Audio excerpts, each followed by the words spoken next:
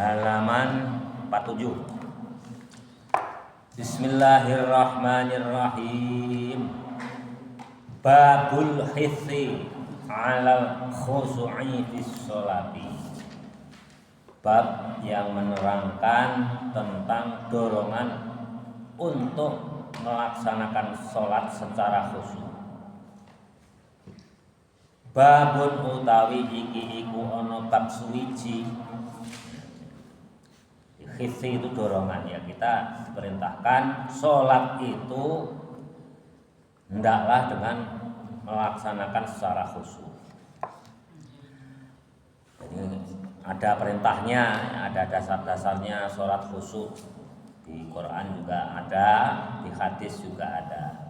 Nah, yang akan kita bahas ini adalah hadis-hadis Nabi yang kaitannya dengan melaksanakan sholat secara khusyuk. An Abi Hurairah, dari Abi Hurairah radhiyallahu semoga meridhoi Allah anhu kepada Abi Hurairah.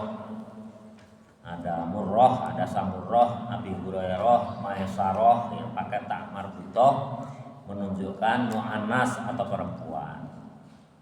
Tapi kalau hamil, murdi'un, ya, menyusui, itu nggak usah pakai tak marbutah. Hamil nggak hamilah, nggak murdi'ah, ya. Yang hamil itu kan pasti perempuan. Qala, berkata Abi Hurairah, naha melarang Rasulullah sallallahu alaihi wasallam, Rasulullah melarang ayu sholli, melakukan sholat ar-rajulu, seorang laki-laki. Jadi kenapa sih di hadis-hadis Nabi itu kok nggak ada, jarang sekali almaratu, ya. Ya memang dulu yang umumnya yang belajar di masjid, yang jamaah di masjid itu mayoritas itu orang laki-laki. Jadi belum umum seperti sekarang perempuan itu jamaah di masjid itu jarang sekali. Apalagi ngaji di masjid itu jarang sekali, ya, zaman Rasul itu. Pertama, ya karena faktor budaya, yang kedua ya orang Islamnya masih terbatas. Jadi pernah suatu hari Rasul melarang seseorang yang sholat. Jadi ar-rajulu menyebutkan secara khusus bimakna jadi maknanya umum, baik untuk kaum muslimin maupun muslimah. Ayu sholli, melaksanakan sholat ar-rajulu, seseorang muhtasiron yang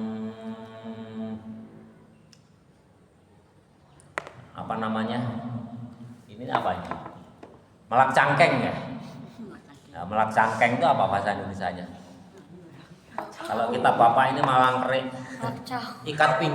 tolak pinggang. Ar-rajulu, seseorang muhtasiron yang tolak pinggang, melak cangkeng. Muttafaqun alaih. Jadi sholat sembari melak cangkeng itu hukumnya haram. Nah, itu tradisi budaya orang Yahudi. Orang Yahudi dulu, ya, zaman jahiliyah itu kalau sembahyang itu sambil melak cangkeng. Tapi nanti ada di bab sholat sunat itu boleh, ya. Ada yang sholat sunat itu membolehkan melak cangkeng atau tolak pinggang. Benar ya, tolak pinggang ya? Ya itu boleh nanti di bab sholat sunat. Kenapa? Ya kalau sholat wajib itu karena paling banyak 4 rakaat. Paling lama itu, super lama itu 10 menit. Sehingga kemungkinan capek itu kecil sekali. Tapi kalau sholat sunat, apalagi orang-orang alim, aulia, itu berjam-jam. Nah itu tolak pinggang itu diperbolehkan.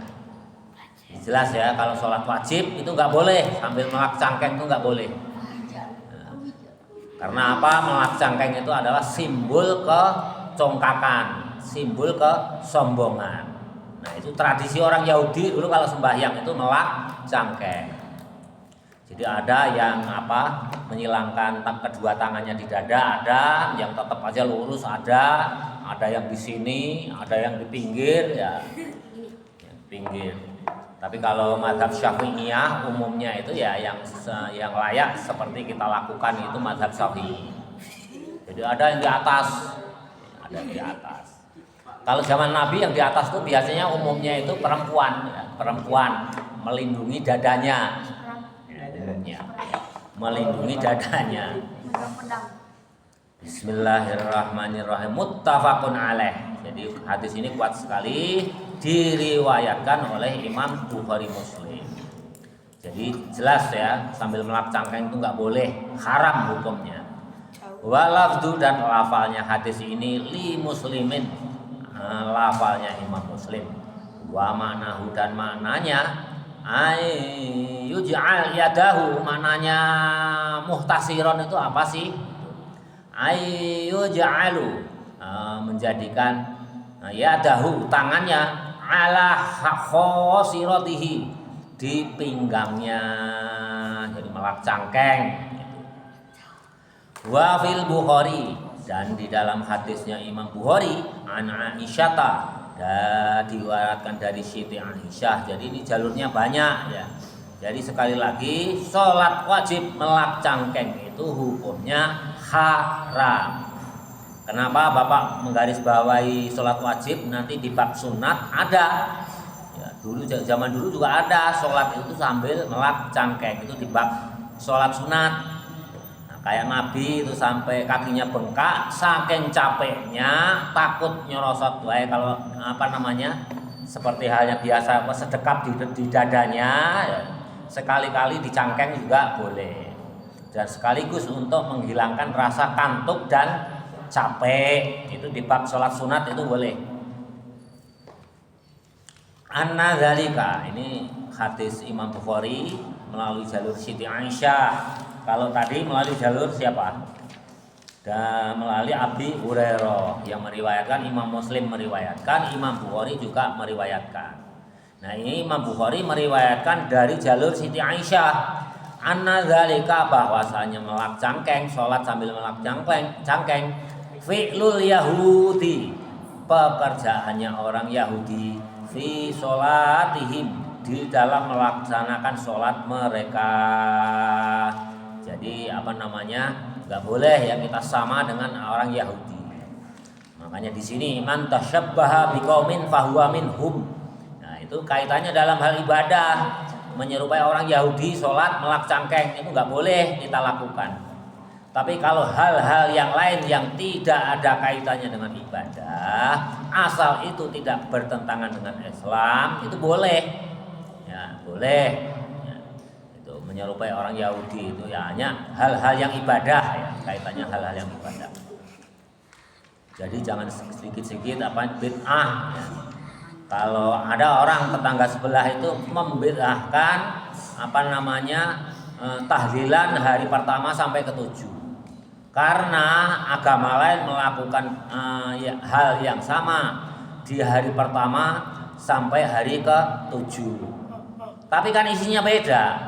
Kalau mereka nyanyi-nyanyi, mabuk-mabukan, kalau kita membaca kalimat thayyibah, beda ya, beda jauh. Kecuali kalau kita selama seminggu itu hanya ngobrol-ngobrol, hanya makan-makan, nggak diisi dengan membaca kalimat thayyibah, itu yang nggak boleh, ya nggak boleh. Jadi man tasyabbaha biqaumin fahuwa minhum, itu yang ada kaitannya dengan ibadah langsung. Bismillahirrahmanirrahim. Wa an Anasin, dan dari Anas, radhiya, semoga meridhai Allah anhu, kepada Anas. Ini Anas bin Malik. Anna Rasulullah, bahwasanya Rasulullah sallallahu alaihi wasallam qala, bersabda, idza quddima tatkalanya disuguhkan al-asya'u, makan sore. Nanti kalian sudah berumah tangga, habis asar. Ya, bagi yang laki, ini umumnya laki-laki ya, yang masak kan perempuan, tapi nggak menutup kemungkinan juga yang masak laki-laki. Sekarang itu ya di hotel-hotel berbintang yang kelasnya papan atas, itu kokinya mayoritas 95% itu laki-laki. Jadi kalau sore ya habis asar istri kamu menyediakan makanan menjelang maghrib, idza quddima, ketika disuguhkan, ketika dihidangkan, al asya'u, makan sore, fabada'u, maka hendaklah kalian semua itu makan, bihi, dengan makanan. Mulai makan, istrimu udah masak, udah siap ya untuk dimakan, sudah siap, udah disajikan di atas meja. 10 menit lagi azan maghrib, kalian hendaklah makan dulu karena udah tersedia. Qabla an tusallu, sebelum kamu melaksanakan sholat al maghribah, sholat maghrib, muttafaqun alaih. Jadi lebih baik kalian makan dulu, ini perintah Rasul. Ini kagok 10 menit lagi adzan, nanti aja habis maghrib, ya berarti bertentangan dengan perintah Rasul. Kalau memang sudah siap sedia di atas meja, kalian lapar, ya makan itu diprioritaskan.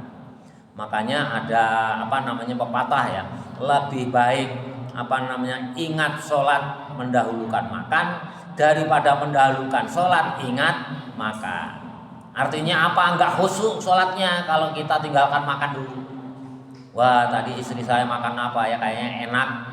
Aduh sayang, ini ditinggal sholat, nanti melempem lagi itu kerupuknya atau ikannya, enggak keras lagi.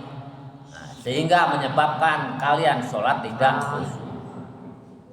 Jadi jelas ya, kalau membawa dampak kira-kira makanan yang sudah tersaji itu menyebabkan kita sholat kita enggak khusyuk, kita dianjurkan, diperintahkan oleh Nabi lebih baik makan terlebih dahulu. Itu jumhur ulama. Ada sebagian ulama yang menafsirkan hadis ini kaitannya dengan puasa. Kaitannya dengan puasa. Tapi di sini nggak ada letter kaitannya dengan puasa ya. Ya ini apa? Ya sholat maghrib aja, karena nggak ada kaitan berbuka puasa. Makanya kalau kalian bulan puasa itu ya lebih baik makan dulu. Lebih baik makan dulu. Takjil, minimal takjil, baru melaksanakan sholat maghrib, daripada kita hanya meneguk air putih langsung sholat maghrib. Ya, kita terpikiran, kita lagi sholat maghrib, pikiran kita kemana-mana, membayangkan es yang ini, yang itu, takjil yang lain. Kalau bapak begitu azan, kebiasaan bapak itu langsung makan, ya biarin aja, ya pokoknya makan aja dulu.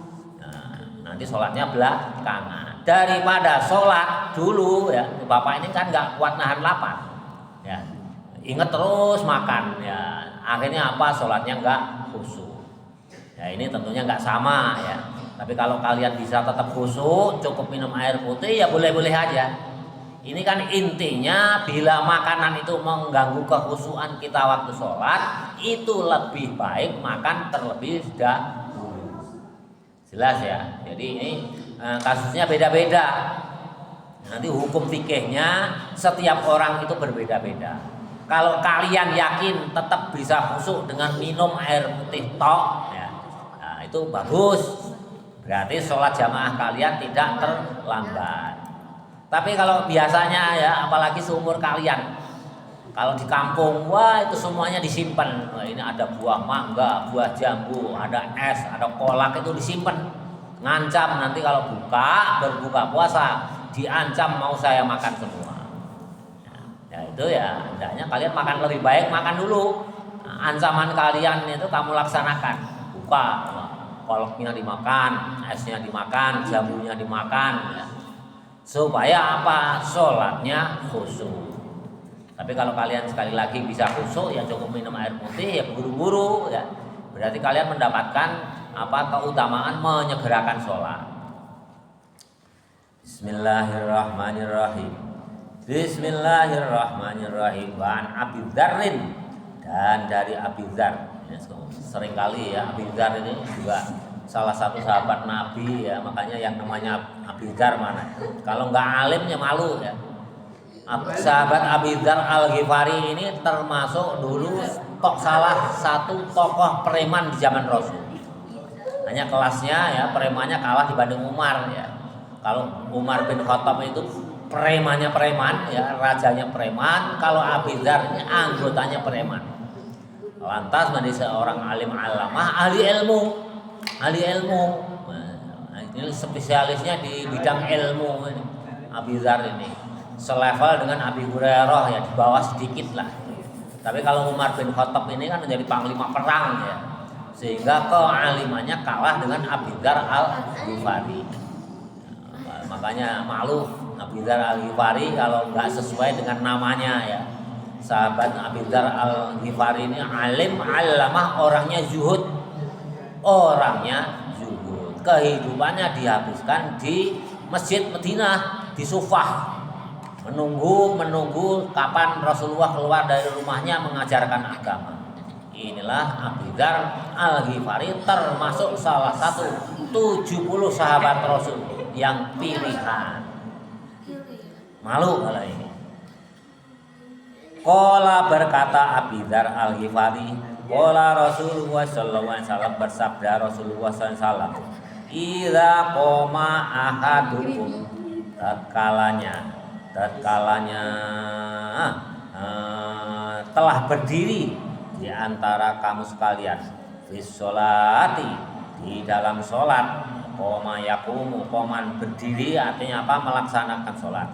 Fala yang sahu, maka janganlah mengusap al-khosso batu kecil, kerikil. Nggak boleh ngusap batu kecil atau kerikil. Ingat dulu zaman Nabi kan sholatnya di padang pasir atau tanah ya. Tempat sujudnya itu berupa pasir atau tanah, sehingga kerikilnya itu banyak. Kalau sujud kena batu kecil, jidatnya sakit. Nah itu sahabat itu kalau sudah menjelang mau sujud itu tangannya ngagarayang, itu kerikil-kerikil kecil itu diambilin, dibuang supaya sujudnya tidak sakit. Ya, sekali lagi ini bukti bahwa kadang-kadang walaupun hadisnya sahih itu tidak bisa kita terapkan. Kalau kita kan sujudnya udah di atas sajadah, tanahnya datar ya, gimana mau ngambil kerikil ya. Ambil kerikil, paling-paling kotoran kalau ada, itu pun jarang sekali. Kalau santrinya rajin itu kotoran nggak akan mungkin ada. Mesin penyedot sudah ada, penyedot debu, penyedot kotoran. Jadi hadis ini nggak bisa kita terapkan ya, nggak bisa. Bisa kita terapkan nanti kalau kita sholatnya Idul Fitri di padang pasir. Itu pun sekarang panitia servisnya udah luar biasa. Tempatnya udah disetting sedemikian rupa, nyaman, disapu, batu-batu kecil itu nggak ada. Nah seandainya masih itu bisa kita terapkan, kita membersihkan batu kecil berulang kali itu nggak boleh. Karena apa? Mengganggu kekhusyuan kita melakukan sholat. Boleh hanya sekali, ya udah. Mengusap kerikil nggak, menyingkirkan kerikil itu hanya sekali aja. 2 kali nggak boleh. Kalau 3 kali mazhab Syafi'i sudah dianggapnya batal. Ya, batal. 3 kali gerakan itu batal. Karena apa? Yang mengganggu kekhusyukan. Intinya kalau kalian terganggu tempat sujud kalian, itu cukup hanya 1 kali gerakan, itu yang diizinkan oleh Rasul. Intinya itu. Sekarang yang mengganggu apa? Oh barangkali ada sirum, semut banyak. Sekali tepuk aja, sekali usap. Udah. Berikutnya nggak boleh. Tidak boleh. Banyak, oh ini banyak sirum ini, wah berulang kali, itu nggak boleh. Imam Syafi'i 3 kali, lebih dari 3 kali udah batal malah sholatnya. Ya.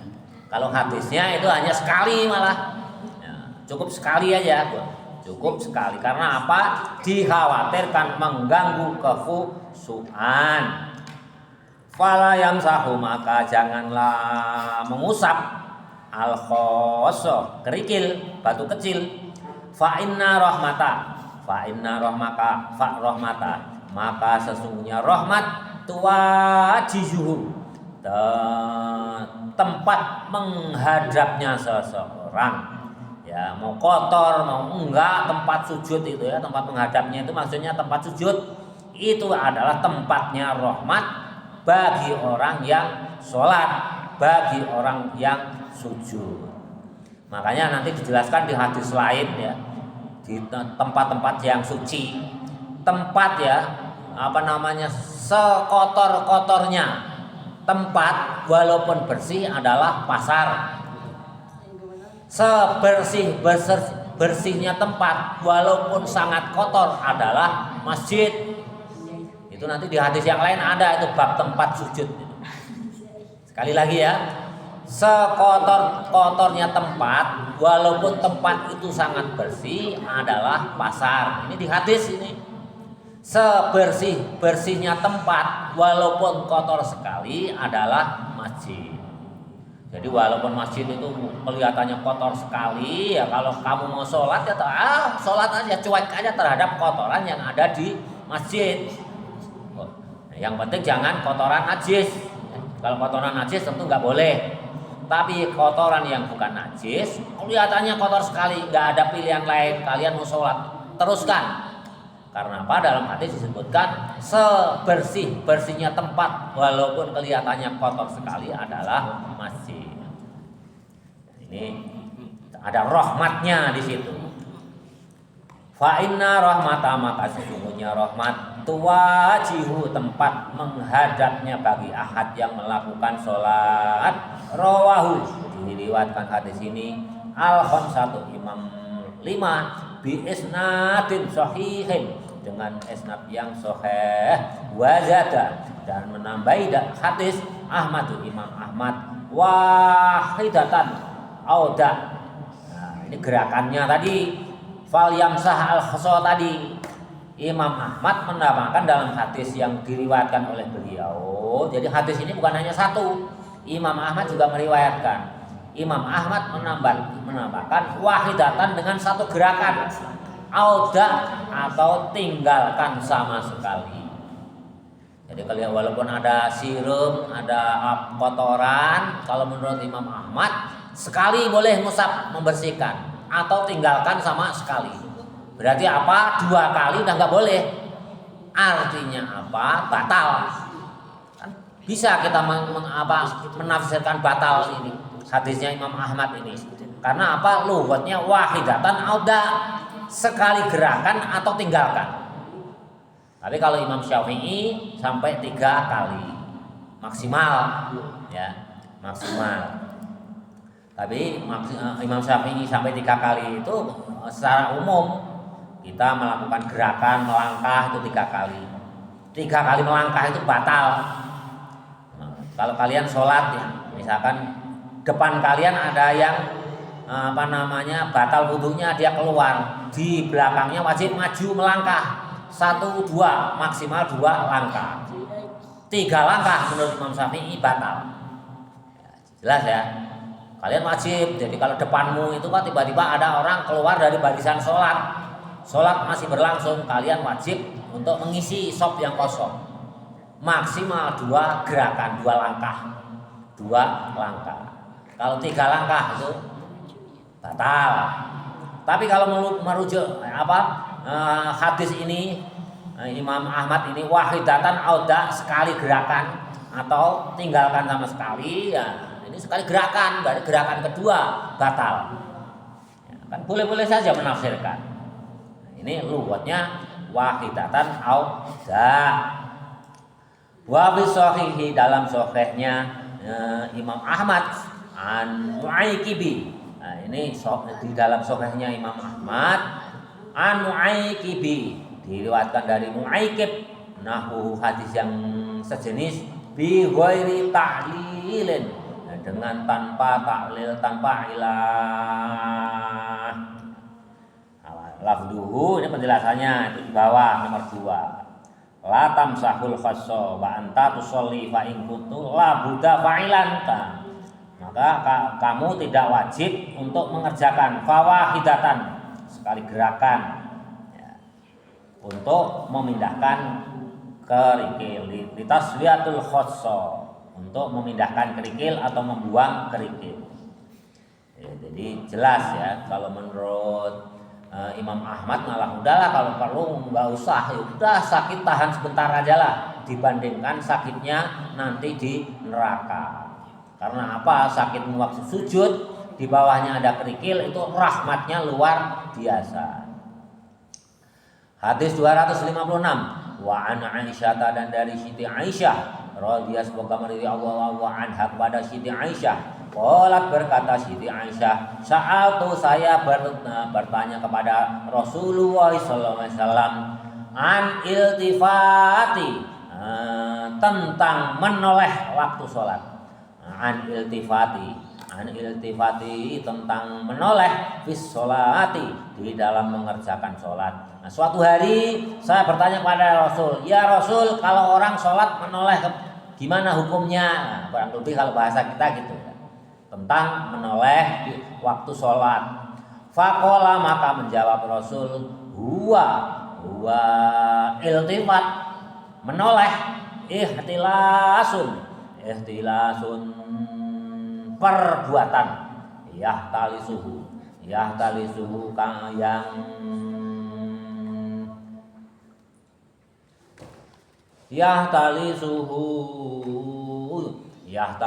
yang menyerobot. Nah, huwa, adapun iltifat sholat ya, lagi sholat menoleh ke samping, ke belakang, itu huwa, itu rujuknya ke sana. Ihtilasun perbuatan, yahtalisu yang menyerobot terhadap sholat, asyaiton setan, minas sholatil abdi, dari sholat hambanya Allah, dari hamba. Jadi kalau kalian sholat kok menoleh ke kiri atau ke kanan, apalagi ke belakang, itu perbuatan setan menyerobot terhadap kamu yang sedang melakukan sholat. Artinya apa? Enggak boleh. Rawahul Bukhari, diriwayatkan hadis ini Al-Bukhari oleh Imam Bukhari. Nah, ini ada nanti ya, di Fathul Mu'in itu dijelaskan hukumnya. Nah, di sini kan secara letterlek kan Nabi mengatakan kalau menoleh itu adalah perbuatan setan yang menyerobot kita yang sedang melakukan sholat. Hukumnya bagaimana kan nggak dijelaskan secara detail. Nah, itu makanya perlu penafsiran ulama, bukan kapasitas kita. Hukumnya gimana kalau menoleh? Wah, kalau kalian yang menjawab kamu, wah hukumnya nggak boleh, batal sholatnya, itu dosa, nggak boleh. Bedanya kita dengan perguruan tinggi, dengan sekolah.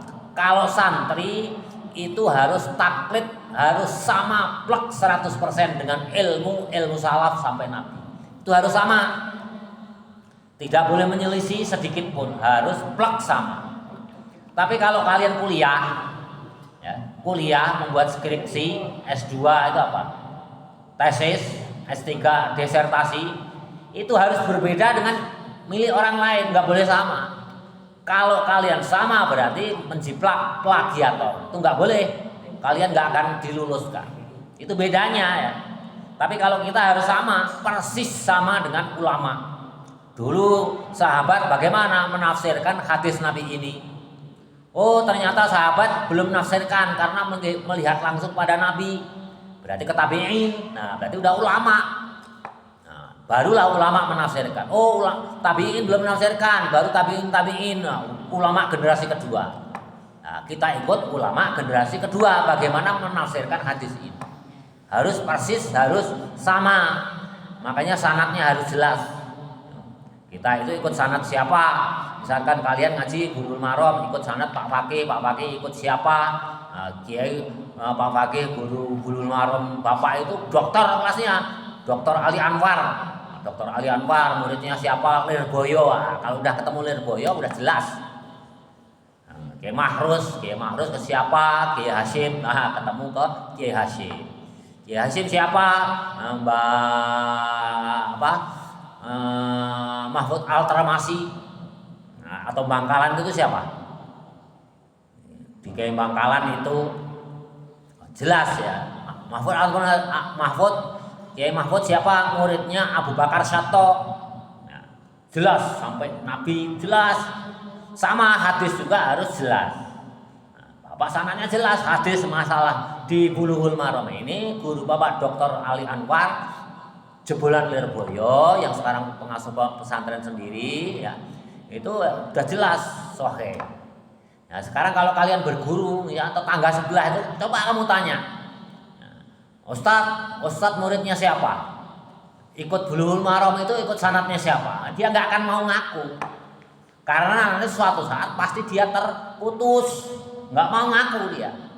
Wah, pokoknya hadis Nabi aja udah. Hadis Nabi, kita ikut Nabi sama Quran udah. Nah, masalah penafsirannya ikut siapa dia nggak mau ngaku. Padahal hadisnya itu kan letternya Nabi nggak menjelaskan. Hukumnya nengok ke samping apalagi ke belakang itu membatalkan salat atau enggak kan enggak jelas ini. Coba aja mana yang menyatakan bahwa batal nggak ada. Oh, nggak batal nggak ada. Hanya Nabi mengatakan, nah itu apa namanya di sini menengok itu adalah perbuatan setan yang menyerobot sholat kita. Apakah membatalkan atau enggak Nabi nggak menjelaskan. Itulah perlunya kita ngaji. Nanti kita naik satu tahap di Fathul Qorib. Nah, nanti kalau Fathul Qorib khatam naik satu tahap lagi ke Fathul Mu'in. Ya, untungnya Fathul Mu'in itu minimal harus satu aliyah. Harus satu aliyah karena kalau kalian baru sanawiyah SMP itu belum bisa mengikuti pola pikir penjelasan kitab Fathul Mu'in. Agak jelimet ya, agak jelimet. Kalau Fathul Qorib ya jelimet sedikit lah, kalian masih bisa memahami. Jelas ya, ikut sanadnya. Tetangga sekolah sebelah itu yang sedikit-dikit bid'ah, dikit-dikit bid'ah itu, coba kamu tanya, kamu debat. Kamu ikut siapa gurunya?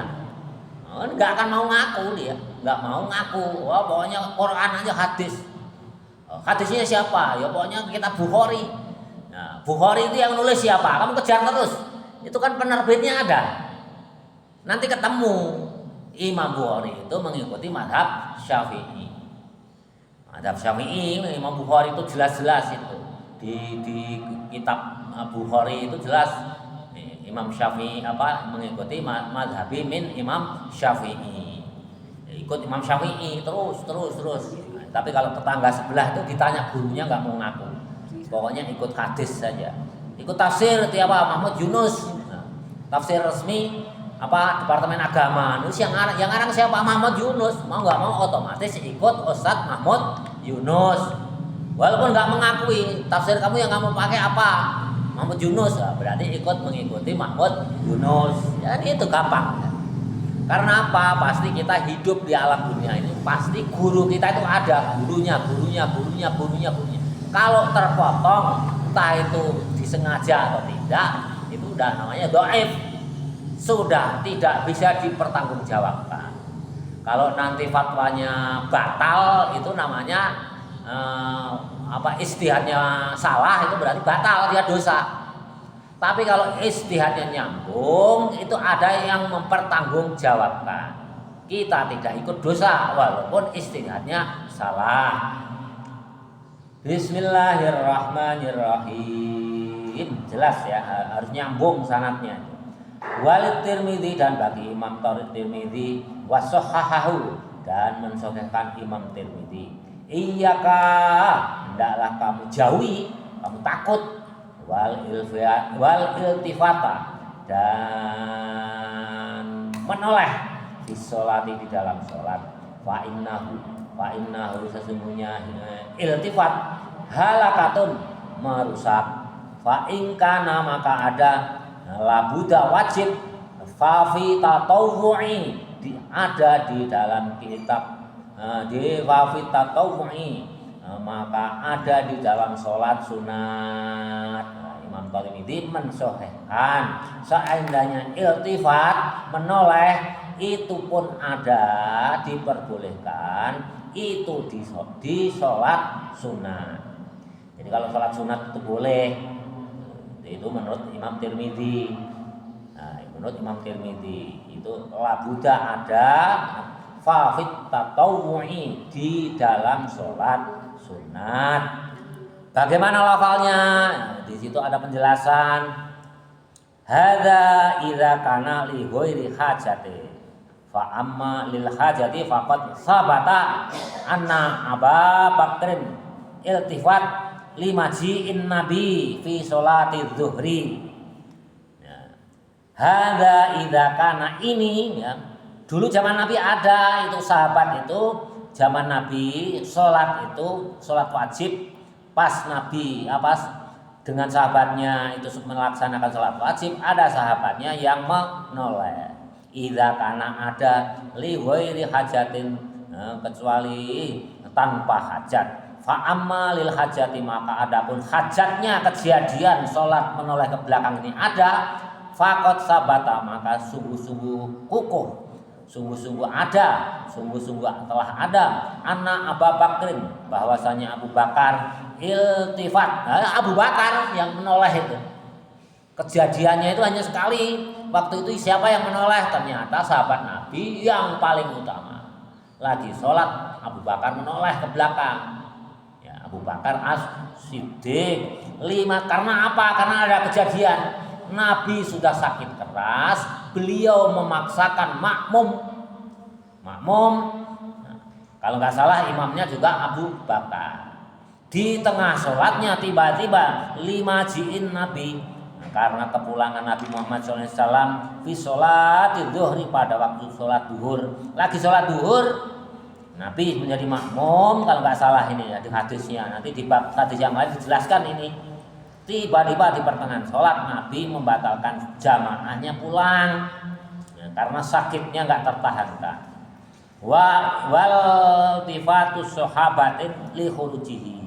Abu Bakar menoleh melihat Nabi pulang keluar dari masjid alaihim fi maradin mautihi alaihim atas mereka sahabat yang menoleh fi maradin karena sakitnya Nabi mautihi menjelang ajal wafatnya Nabi karena ada yang penting sehingga Abu Bakar dan sahabat yang lain terpaksa menoleh. Kenapa ini kok Nabi tiba-tiba membatalkan sholatnya ternyata menjatuh pulang di antar sahabat yang lain keluar dari barisan sholat.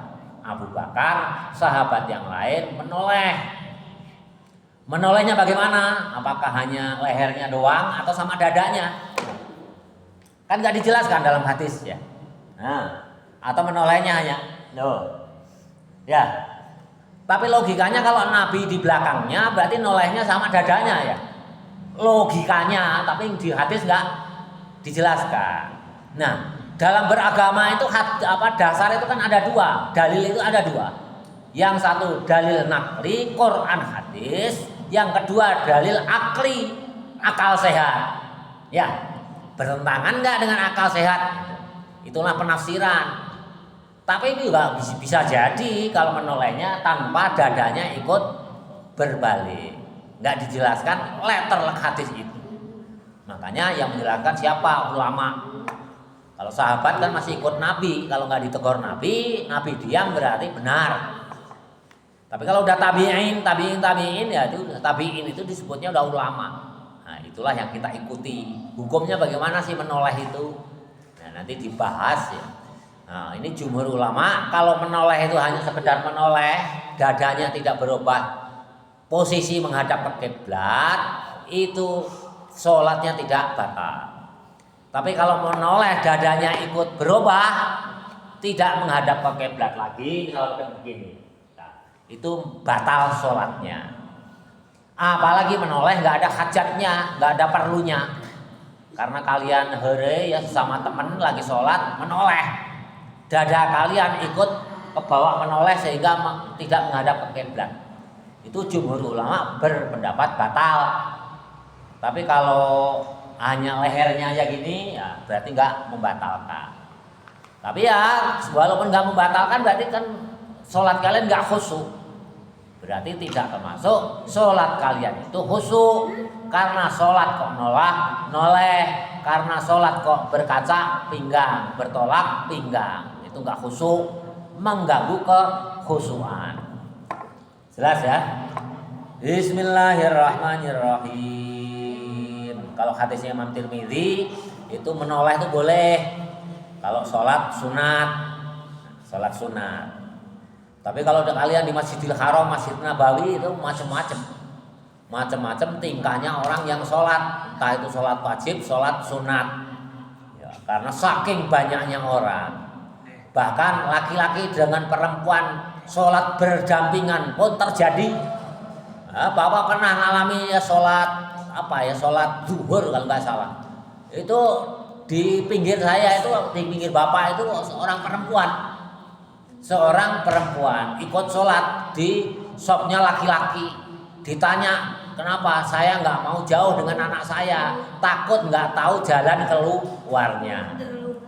Wallahu alam ya di Masjidil Haram. Karena saking banyaknya orang, tempatnya sempit, diisi berjuta-juta, tidak kurang dari 3 juta jamaah. Ya udah repot gitu. Ya terserah Allah aja lah. Tapi kalau umumnya kan nggak boleh. Nanti shopnya beda. Sholat toleh juga nggak boleh, kecuali sholat sunat. Wa an Anasin. Berikutnya kita tamatkan ini sedikit. Wa an Anasin, dan dari Anas radhiyallahu, semoga meridhai Allah anhu kepada Anas. Qala, berkata Anas, qala Rasulullah sallallahu alaihi wasallam, bersabda Rasulullah sallam, idza kana ahadukum, tatkalanya ada dari salah seorang dari kamu sekalian fis sholati, sedang melakukan sholat, fa innahu, maka sesungguhnya ahad tadi yang melakukan sholat, ahadukum tadi yunaji bermunajat. Jadi waktu sholat itu ya munajat Rabbahu, kepada Allah. Jadi sholat itu, kalau salah satu dari kamu sekalian sholat, itu berarti munajat kamu kepada Allah, kepada Tuhannya, itu artinya pada Allah. Berarti boleh omong-omongan ya juga hanya kepada Allah. Ya, di hadis yang lain kan Bapak pernah singgung ya, ada orang Badui datang, dia makmum masbuk nggak tahu udah rakaat berapa. Begitu dia mau sholat, tanya kepada temennya yang sedang sholat, ini udah rakaat berapa? Dijawab sama temennya. Ya, sahabat Nabi juga barangkali, oh ini udah rakaat 2. Omong-omongan itu nggak boleh. Omong-omongan ya hanya kita dengan Tuhannya, Rabbahu. Fala yabsuqonna, maka hendaklah jangan nyidu. Itu apa? Bahasa Indonesia nyidu itu apa sih? Meludah. Ya. Wah, kita lagi munajat, doa kita kepada Allah kok meludah ya. Nah, itu nggak boleh. Nggak bolehnya bagaimana ya? Nabi itu terjadi sedang sholat meludah, itu biasa. Lagi sholat Allahu Akbar khalicuh, itu biasa. Ya. Biasa. Bagaimana cara meludahnya? Ini diatur oleh Nabi. Nah, ini dihimbauan. Fala yabsuqonna, maka hendaklah jangan meludah baina yadaihi, di depanmu, di antara kedua tangannya yang sedang sholat. Itu kalau sujud itu berarti ya di depan tempat sujud, itu nggak boleh. Lagi sholat meludah ke depan, ke arah depan, itu nggak boleh. Baina yadaihi itu ke arah depan. Wala an yaminihi, dan arah kanan juga nggak boleh. Lagi sholat meludah ke arah kanan. Kalau kita terapkan, kira-kira kita posisi barisan kita ada di tengah. Kalau arah kanan yang kena siapa? Orang. Kalau ke arah kiri yang kena siapa? Nah, sedangkan di hadis kalau arah kiri itu boleh. Makanya berulang kali Bapak nggak bosan-bosannya, harus seperti hadis Nabi, nggak gitu juga. Nah, seperti ini kita terapkan nggak bisa ini bab meludah ini. Ke arah depan nggak boleh, wala an yaminihi, ke arah kanan juga nggak boleh, walakin an shimalihi, dan akan tetapi ke arah kiri orang yang sedang melakukan sholat. Nah, yang diperbolehkan petunjuk dari Nabi itu ke arah kiri. Atau apa? Tahta qodamihi, atau di bawah delamaan apa? Telapak kaki. Ya, Kalau kamu ingin meludah, kalau nggak ke arah kiri ya di bawah telapak kaki. Kaki kamu angkat, itu boleh. Tapi kalau kira-kira diterapkan kalian sholat di musola ini, hadis ini bisa diterapkan nggak? Bisa. Mudahnya ke dia. Begitu kalian meludah, oke lah di bawah telapak kaki kamu sendiri. Ada yang sholat di belakangmu, kira-kira marah nggak? Itu kelihatan itu jijik ya. Ya zaman Nabi kan pasir atau tanah nggak menjijikkan. Ke arah samping ya mungkin ada ruang yang sempit masih memungkinkan ya boleh. Tapi kalau posisinya udah kalian sholat di atas karpet, kira-kira temenmu atau Bu Haji marah nggak? Marah ya. Jadi hadis ini nggak bisa kita terapkan, walaupun diperbolehkan tidak bisa kita terapkan. Jadi sesuai kondisinya, situasi dan kondisi di mana hadis itu bisa kita terapkan, di mana kalau kita terapkan kita malah dimaki-maki, mungkin dipukulin orang sak kampung. Coba aja kalian sholat ke masjid Jami'ah Jumatan gitu, meludah ke kiri, di hadisnya boleh, wah. Kalian pulang habis Jumatan dipukulin orang satu masjid, padahal hadisnya diperbolehkan. Orang sak kampung itu berarti menentang hadis? Enggak. Karena sudah tidak sesuai dengan situasi dan kondisi.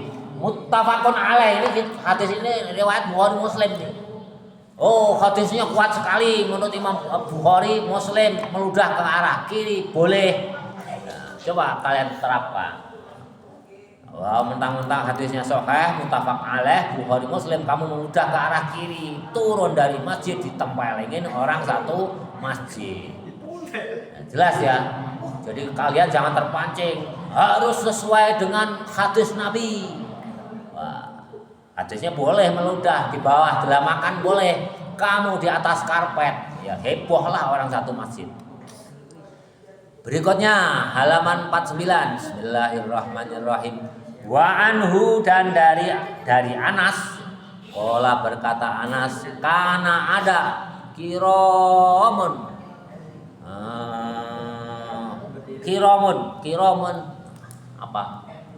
korden, kain korden. Kiramun, kain korden. Jadi ada kain korden itu, korden ya. Korden atau horden yang benar? Gorden. Ada gorden.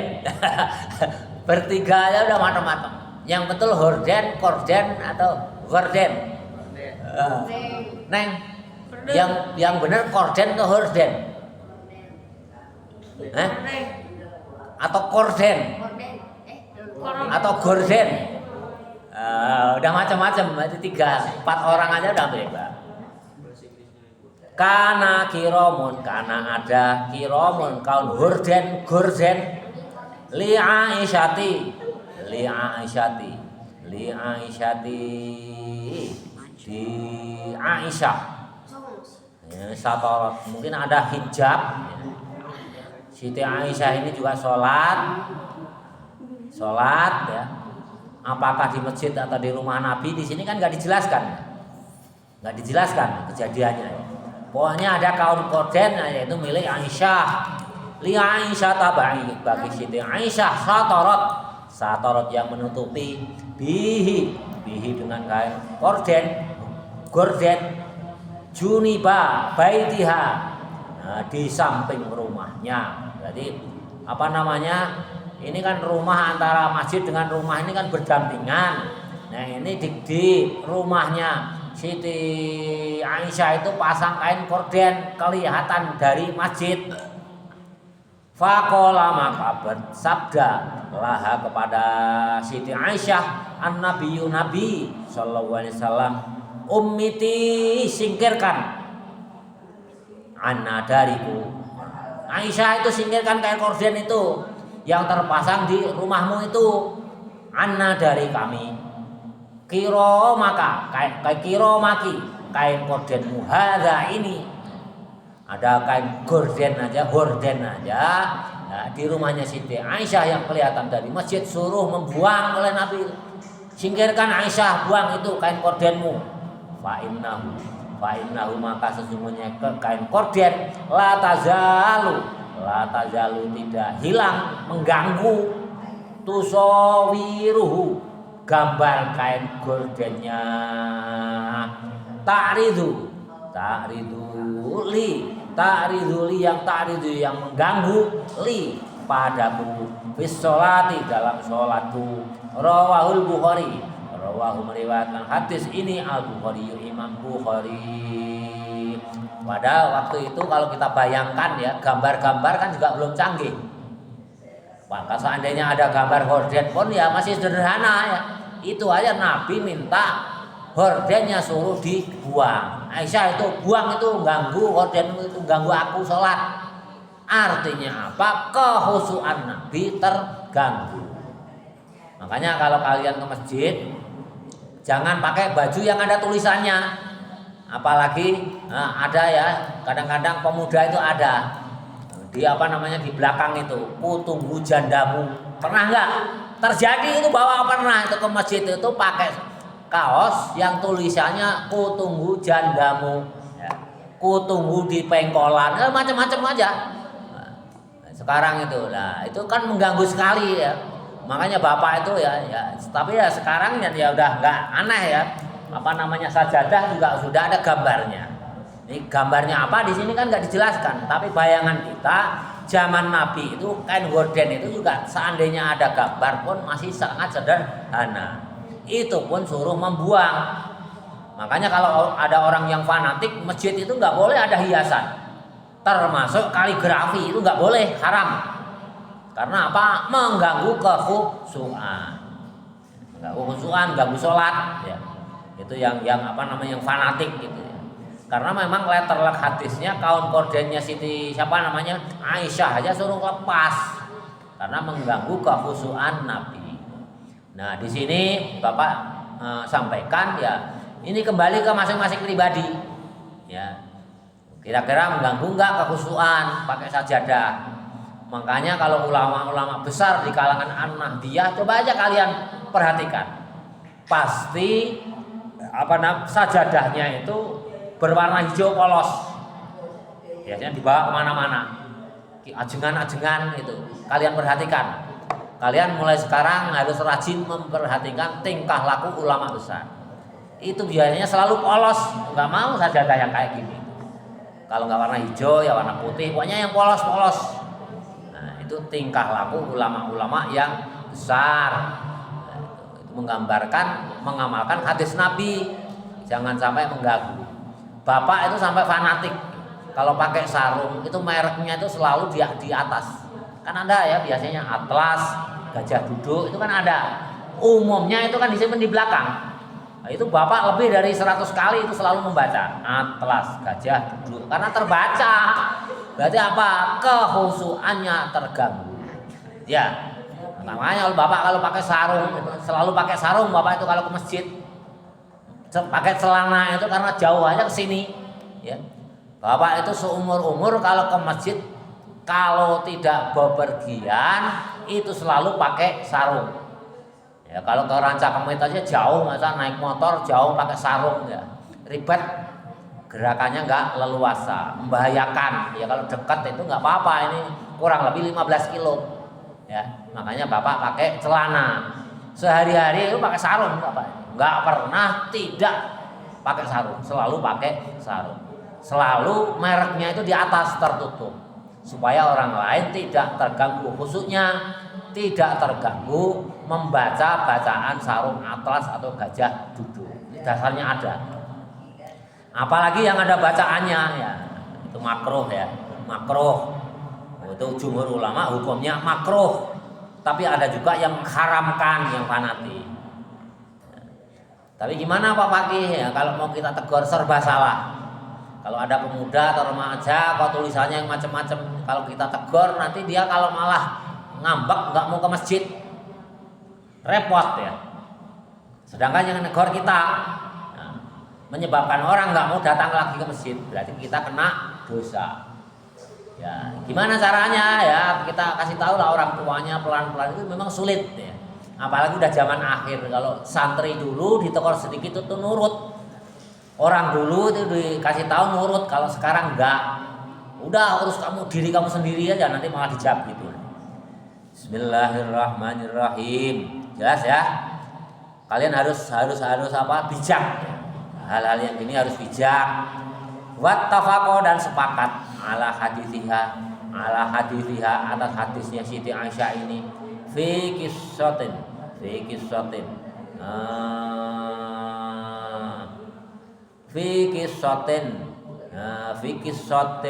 an bijaniyatin, tentang kisah itu baju terusan dodot, fi qissatin ing dalam klambi dodot. Am bijaniyatin ingkang duweni warna kang memplak. Dodot putih. Dodot itu ya baju terusan yang warnanya itu putih bersih. Fikih soten di dalam memakai baju ambijaniyatin yang berwarna putih. Abi Jahmin, dari Abi Jaham. Ini asbabul wurudnya, Nabi itu diberikan hadiah baju oleh Abi Jaham. Abi Jaham baju yang berwarna putih. Wafihi, dan dalam baju yang terusan yang berwarna putih tadi, di dalamnya wafihi, di dalam baju tadi, fa innaha maka sesungguhnya baju yang dari Abi Jaham al-hatni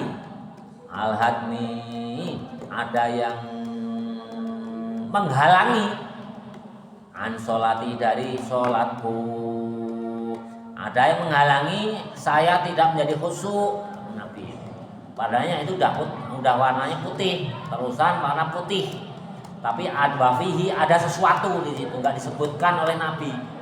Apakah gambar atau garis nggak dijelaskan. Dalam hadis hanya wafihi. Di bawah ada penjelasan, tapi bukan berupa hadis. Ya, hadisnya kan Nabi kan hanya fihi. Ya, dijelaskan. Al-ambajaniyah itu apa? Itu ada sesuatu yang Abi Jahim itu nggak tahu. Ini yang jelaskan siapa? Amir bin Khadifah. Ahdilin Nabi khomisoh liha a'lam faqala Nabi raddi, kembalikan hadil khomisah ini baju ila Abi Jahim pada Abi Jahim walafdul hadis alladzi asyara ilahi musannif anna Nabi sallallahu alaihi wasallam khomisah laha a'lam fa nadara ila a'lam ya nadara falama. Jadi ada sesuatu yang menyebabkan Nabi itu gak nyaman, entah garis, entah gambar. Kalau Nabi kan hadisnya hanya fihi, menyebabkan Nabi itu tidak nyaman. Kembalikan kepada Abu Jahim, minta ganti. Karena Nabi itu bijak orangnya. Kalau ada gambarnya atau ada garisnya, mutlak dikembalikan, kan nanti Abu Jahim tersinggung. Ini kenapa ini Nabi ini kok saya kasih hadiah nggak mau dikembalikan? Wah, berarti nggak adil ini Nabi. Kan tersinggung Abi Jahim. Karena Nabi nggak nyaman terhadap baju yang dihadiahkan Abi Jahim, mengganggu kekhusyuan sholatnya. Tolong ini kembalikan hadiah baju ini ke Abi Jahim. Ini, tolong kembalikan, ganti baju yang lainnya. Lantas nanti yang menjelaskan tentu yang disuruh. Ya, di hadis ini nggak dijelaskan. Nah, yang disuruh ini mungkin nggak kerekam menjadi hadis mauquf, hadis yang disandarkan kepada sahabat. Kan ini sahabat yang disuruh ke Abi Jahim pasti dikasih tahu nih sama sahabat yang lain.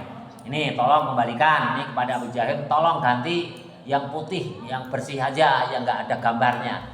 Mungkin gitu, tapi kan nggak terekam ya. Nggak terekam. Ini pokoknya di hadisnya fihi. Nah ini fihi ini dijelaskan yang ada gambarnya oleh siapa? Ulama. Nah, lantas ulama yang salah menjelaskan lagi ada gambarnya yang sangat mengganggu. Jadi kalau hanya garis nggak apa-apa misalnya. Nah ini kan berkembang karena letter hadis hanya fihi. Fihi. Coba kalau kita ikut hadis Nabi, fihi ya kita bingung nggak ke sana nggak ke mari, ya nggak jelas.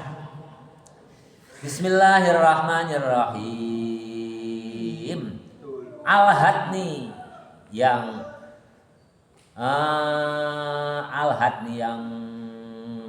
melupakan diriku an sholati dari sholatku. Kata Nabi ini tukar aja ke Abi Jahim lah. Baju ini melupakan diriku dari sholat, artinya tidak khusyuk sholat Nabi.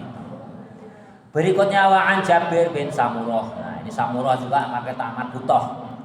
Wa an Jabir bin Samurah radhiyallahu anhu qala, berkata Jabir bin Samurah, qala Rasulullah sallallahu alaihi wasallam, bersabda Rasulullah sallallahu layan tahiyanna,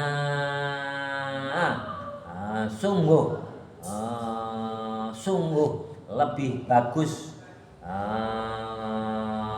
marenono, teman-teman marenono siro, sungguh lebih baik kamu berhenti apamun suatu kaum yarfa'una yang pada mengangkat absarahum, pandangan mereka ila sama ika arah langit fis sholati, di dalam sholatnya.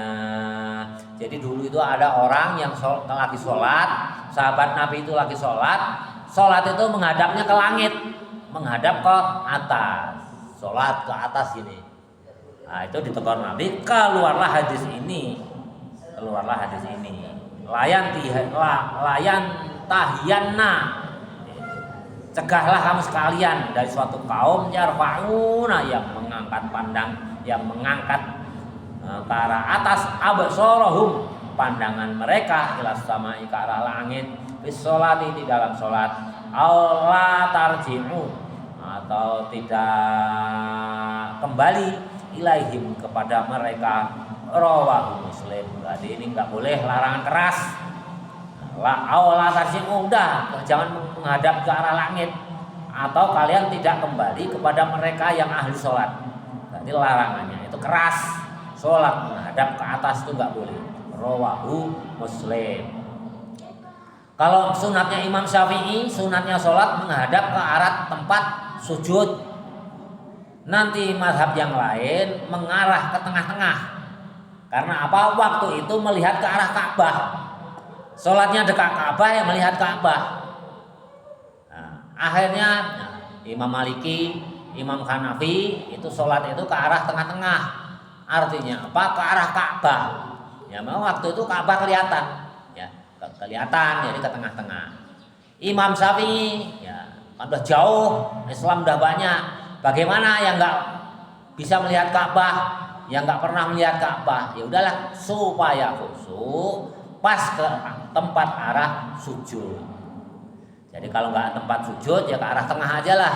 Gitu. Cangkel ini udah tungkul wae, ke arah tengah boleh. Yang tidak boleh ke arah langit atau ke arah atas, larangan keras.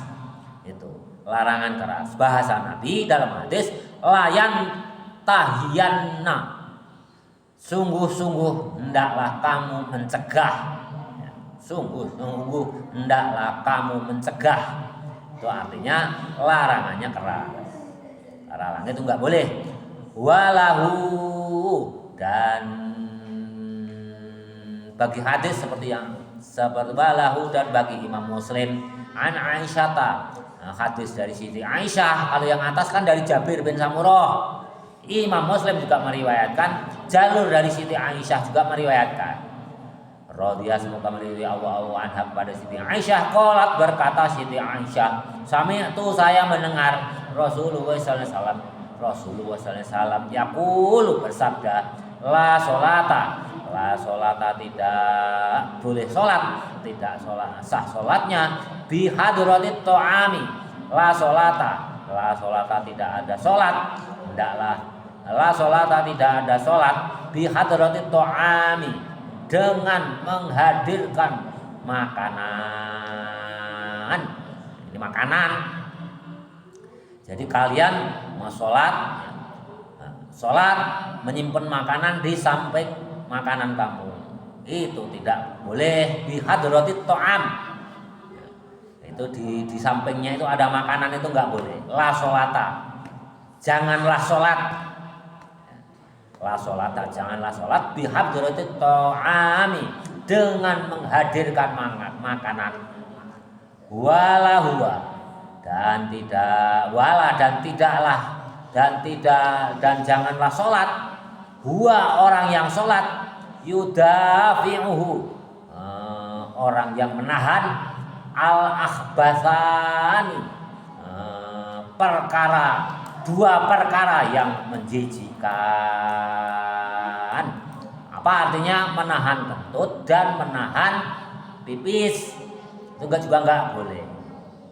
Wah, nggak boleh ya, sholat itu nggak boleh membawa makanan, di sampingnya ada makanan, nggak boleh. Menahan akhbathani, dua perkara yang menjijikan, itu apa?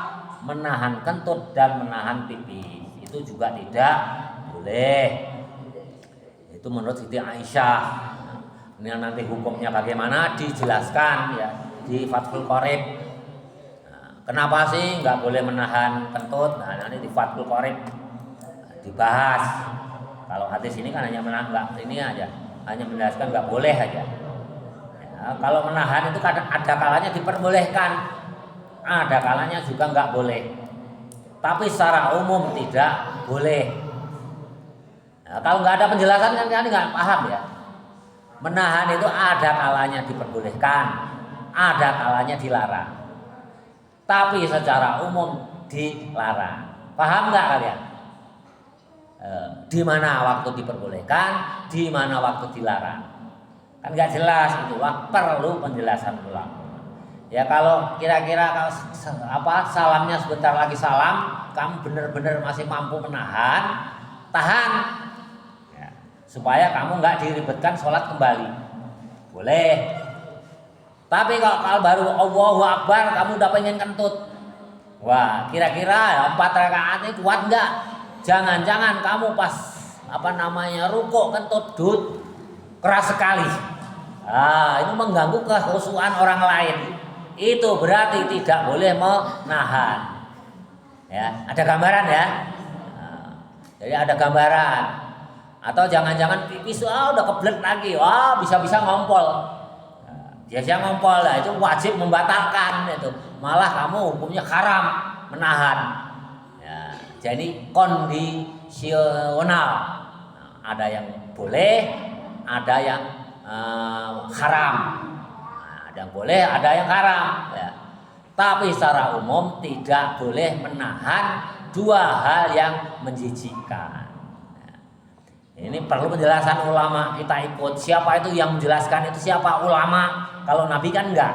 Nabi sabdanya hanya akhbathani, dua hal yang menjijikan itu tidak boleh kita tahan. Hadis yang terakhir, wa an Abi Hurairah, dan dari Abi Hurairah radhiyallahu anhu, anna nabiyya, bahwasanya Nabi Muhammad SAW qala bersabda, at-tasaubu. Hai itu apa? Bahasa menguap. Nah, menguap. At-tasaubu angop minasyaitoni, dari perbuatan setan. Itu adalah perbuatan setan. Kata siapa? Kata Nabi. Makanya kalau kalian sholat supaya khusyuk, tahan itu menguap itu kamu tahan. Kamu bungkem itu mulutmu, jangan sampai terjadi menguap. Karena apa? Itu perbuatan setan. Kalau kamu menguap berarti kamu melaksanakan perbuatan setan. Berarti tidak khusyuk. Tidak khusyuk. Fa idza tasya'aba, maka tatkalanya menguap ahadukum, salah satu seorang dari kamu sekalian, falyakdzim, maka tahanlah, mastato'a semampumu. Ya, tutup, kamu bekam itu mulutmu semampumu.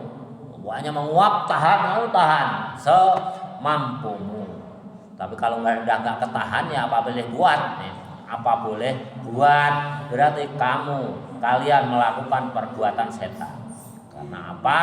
Kata Nabi, menguap itu adalah perbuatan setan.